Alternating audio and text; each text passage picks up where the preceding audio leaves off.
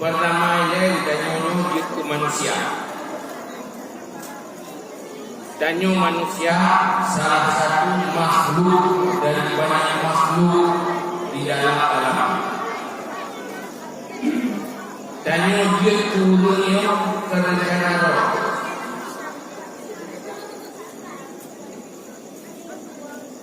Kan diatur pilihan roh untuk dia turun dan lahir lewat manusia. Mana menitik menyojit datanya bagi ikah ku rencana roh kejap ini menyojit orang pegang pasti juga itu rencana roh kejap ini teteh roh bukan aku alangnya nak boleh ikut legok ini sehingga mereka katanya ikah ku ini keluarga ingat ada duit tanya ilu ini macam namna teteh kainnya begitu ya kan ya agam nanti kamu nak rencana je agam teteh agam uhi kamu beda ngurina urina tinggi rau ka beda orang nak rencana bisa dastel baik maka akan berakhlak munyo anak pastelan yang berakhlak.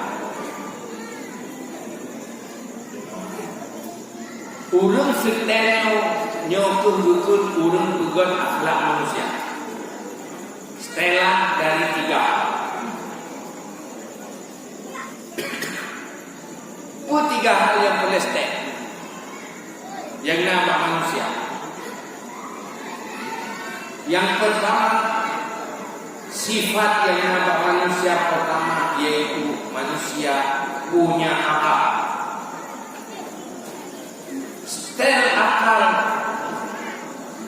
bernormal yang adalah syarat yang pertama untuk berakal. Akal yang baik. Akal maknanya hati. Payah setel hati. Ngapa setel hatinya supaya normal. Supaya setelan normal. Nah, yaitu dengan ilmu dan hikmah. Orang baru normal akan berfungsi akal apabila diisi dengan ilmu dan hikmah. Jahil tidak punya ilmu dan tidak memiliki hikmah di dalam hati, nyo ai tinggal akal gada fungsi akal. Akalnya akan berfungsi untuk sifat-sifat binatang. Jadi untuk berakalnya perlu ilmu dan hikmah. Dalam Islam, ilmu yang untuk mengisi akal sehingga dibagi 2. Pertama ilmu perleki, yang kedua ilmu perlekifayat. Ilmu perleki yang menyangkut dengan tauhid, yang menyangkut dengan tasawuf yaitu akhlak, dan yang menyangkut dengan tata cara sistem kehidupan yang diatur dalam agama. Maka gagal ilmu itu awal dari kegagalan akhlak. Ilmu yang berkaitan dengan akhlak. Ulama dulu juga ilmunya itu ilmu tasawuf. Nyanai tasawuf pernah urangnya kadang-kadang umat Islam sendiri hanya punya dosa punya anak ilmu tasawuf standar ini. Lalu fikirnya tasawuf cuma bak umat pengubah.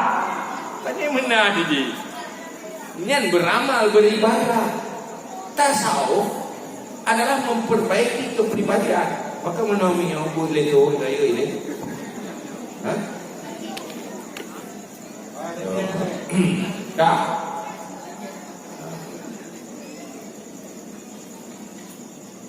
Ilmu yang diwarisi oleh Rasulullah sesuai dengan misi Rasulullah untuk pegat akhlak manusia. Makanya nanti supaya manusianya normal, jadi harus akalnya bernormal, maka harus isi dengan ilmu. Pajan baru akalnya normal apabila akalnya bisa mengikuti hikmah. Apabila mengikuti hikmah, buatlah hikmah yang dimaksud diri Nabi ada deh itu masuk hikmah. Hikmah adalah lawan daripada bodoh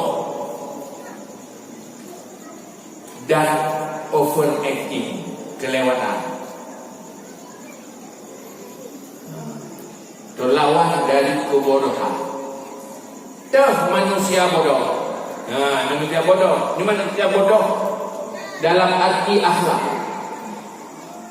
Manusia bodoh, manusia yang tidak mampu mengikuti pertimbangan akal, tetapi selalu mengikuti perasaan walau tidak sesuai dengan pertimbangan ilmu dan akal.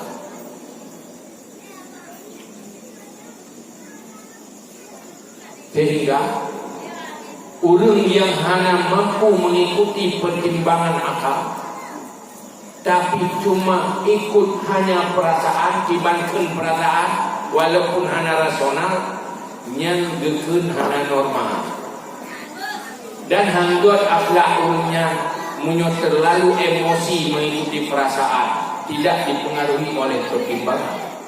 Wajah nak memang salah, tapi tetap nak ikutin hanya itu. Jadi orang bodohnya nak dua macam. Nak bodoh di tengah, nak bodoh harap tu buat umum. Yo bahasa tanya Nak bangai, nak beda apa dengan bangai? Nak beda itu beda. Bangai hendak tepu-tepu, munyong tu fikir tepu, tapi hendak tepu. Tu fikir cara tapi bangai, nyanyi. Rencana tu, tapi hendak dong, nyanyi. Jadi pun munyong hanai ini, jangan boh. Hanai ini itu kurang, tapi hanai ini, lung hanai ini dan lung tu kurang hanai tepu. Yang bangai itu naik sama tu dia fikir lumpuh tepu tapi salah, dia fikir cara tapi bangai nyengun, sehingga ada rencana menurut roh lepas tu tapi salah. Yang dalam bahasa Arab itu